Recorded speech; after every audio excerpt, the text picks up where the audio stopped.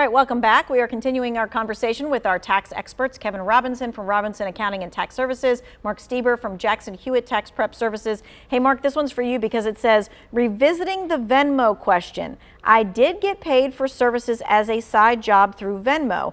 I just don't know how to report it. There's no 1099. Yep.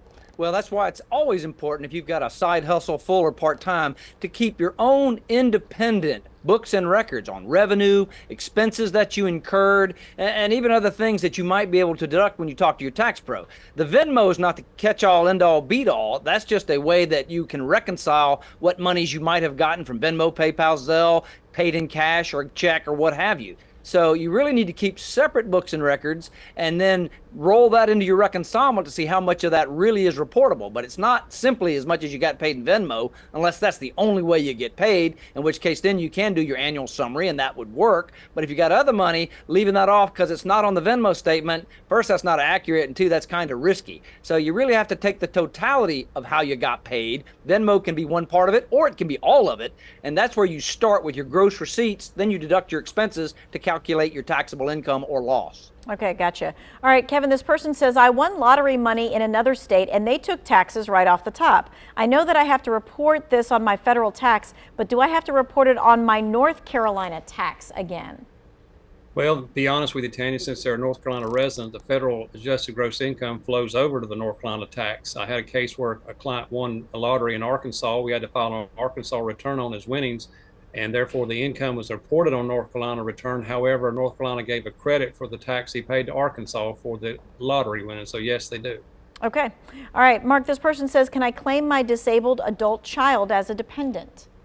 Oh, absolutely. In fact, there may be other benefits in there as well. So if you've got a dependent, be it disabled or regular, see a pro because they can tell you what else you might qualify for in the way of tax benefits and tax deductions. The dependent credit and the child tax credit and special needs benefits are enormous in the tax code, but it's not a one simple answer, but it is simply a good yes. You do get them as a dependent, provided you provided more than half the support and they lived with you and so on and so forth. But there may be some other tax benefits embedded in there that you don't want to overlook.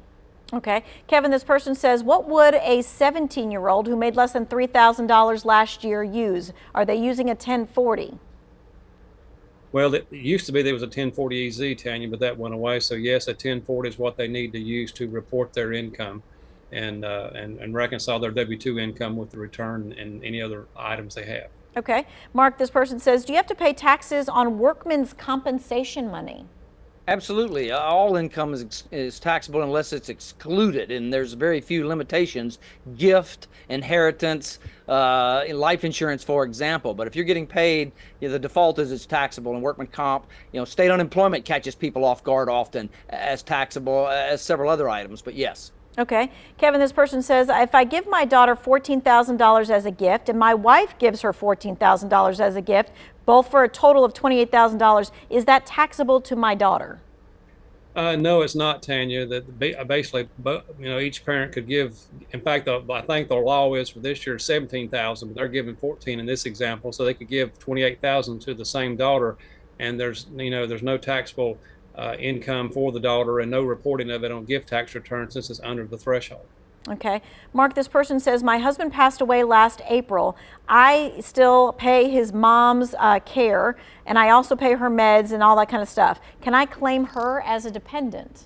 Well, the rules for dependents are pretty simple, children or otherwise. If you're providing more than 50% of the economic care, and most times if they live with you, but even if they don't live with you, if you're providing more than half of the support, that's when the test is passed, that and being related to you and a few other things. So I would say from the facts you just said, probably so.